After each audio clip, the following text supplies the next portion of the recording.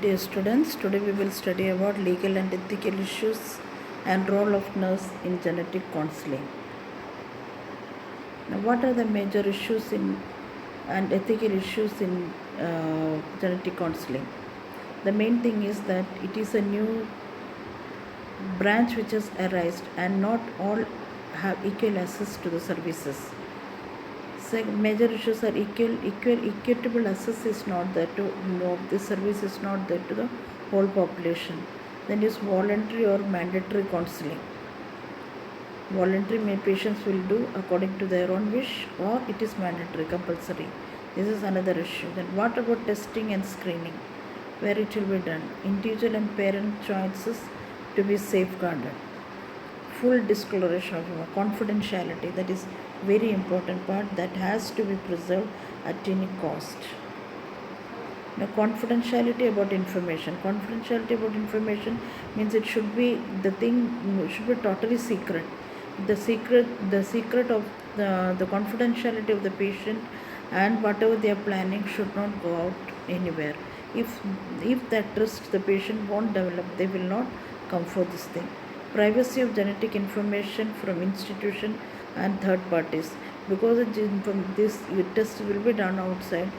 That information should be kept totally screened, totally in secretive way. Is it directive or non-directive counseling? The non-medical use of prenatal diagnosis. Prenatal diagnosis only under the medical instructions only it should be done. Without that it should not be. What about research and gene therapy? How much research is being done in this area, and what is the success of this? These are some of the major questions which are coming around because it's a new branch. So this is considered to be the main issues. Now, what is the uniqueness of this medical genetics? It may affect the entire family. It may be predictive. We can put, because it is running from family to family, from generation to generation. So it is predictive. We can predict it that if a child is born in the previous families, it is there, means this family is also going to have it. The child who will be born is a chance that the child will have that illness. It may affect future generation. Of course, if not corrected, it will pass on. It has a tradition of non-directiveness in counseling. Then the general principles which should be followed. The general ethical principles is, first is autonomy. Autonomy means the patient, we should never force anything on the client. The patient, we have to explain them everything, the positives and negatives and everything about that, about the genetic testing, about what is the prognosis, or everything we should explain, but decision taking should be theirs. That is autonomy. They have the freedom to take the decision. That is first principle is autonomy. Second is beneficence, means patient should receive highest priority in benefits. The patient should be at the beneficial end.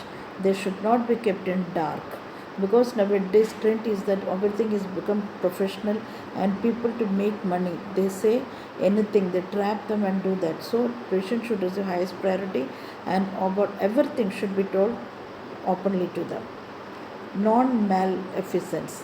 Patients should not be prevented from any kinds of harm. They should not be hurted in any way. Then justice. Justice should be fair, done with the patient. Like benefits and burdens of healthcare should be distributed fairly. Like charging them, because nothing is free of cost. And of course, genetic testing will be on a higher side. So with justice point only we should charge the patient, and whatever treatment is dealing with them, everything should be done in a fair way. Informed consent, without taking consent from them.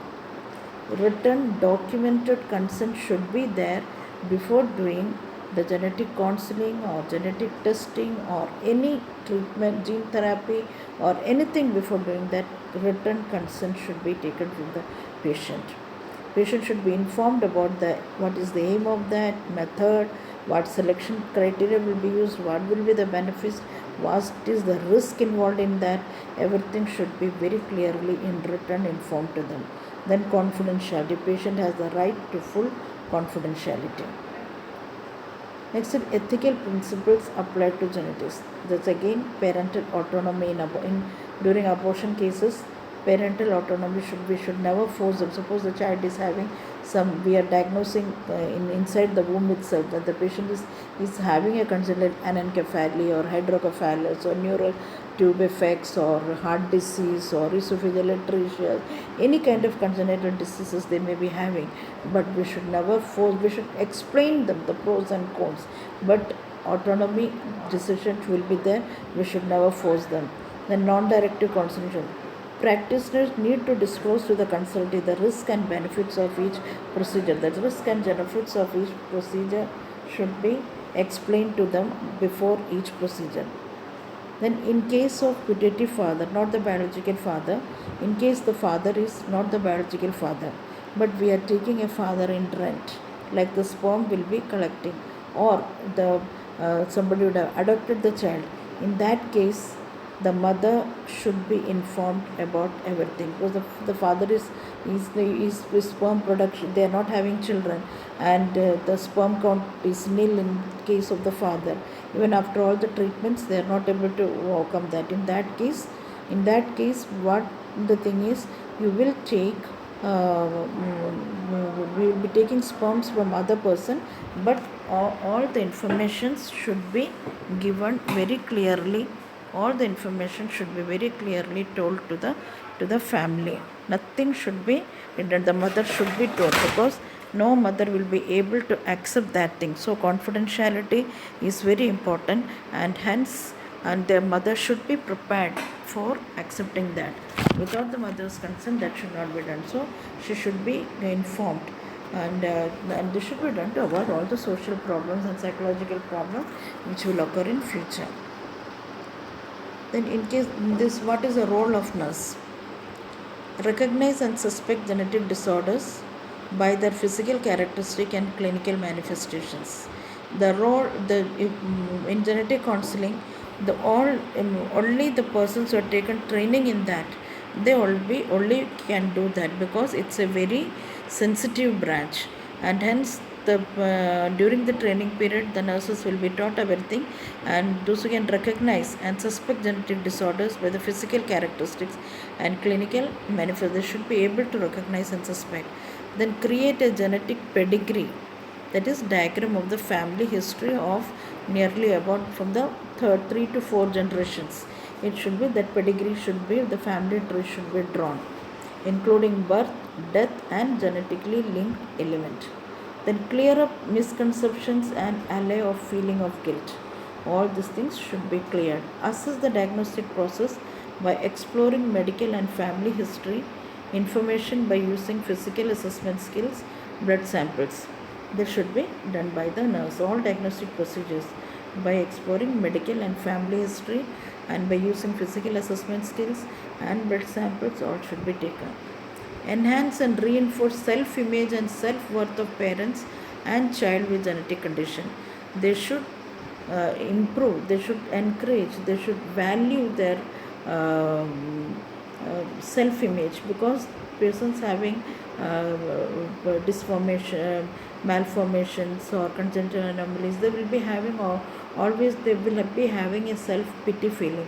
So we should enhance and reinforce self-image and self-worth of parents and child with genetic condition. Encourage interaction with family, friends, and other referrals. Phone numbers of support group. Refer and prepare for genetic counseling. Remain non-judgmental. We should never judge them. Coordinate, because they will be in different type of emotional trauma. Their emotional condition will be in we cannot understand that, we will not be knowing that, so we should never judge. Maybe when they may be in plenty of emotional trauma, they may behave in different ways, so we should not be judgmental, because we cannot predict everything by that. Coordinate genetics related health care with relevant community and national support system. With relevant community and national support system, we should coordinate genetics. So this was, and then the nurses, they are the key person who will be the genetist or the doctors or the technicians will be doing, or the therapist, they will not be with the patient for a longer time. The maximum time is the nurse who will be with them. So we should always have a smiling face, we should always be accepting them, and we should be always ready to clarify their doubts, and we should tell them all the negatives and positives of that, and always have a warmth for them, empathy feeling for them. So this is all about the role of nurse. Thank you. Hope you have understood. Do listen carefully, prepare notes, and give the feedback. Thank you.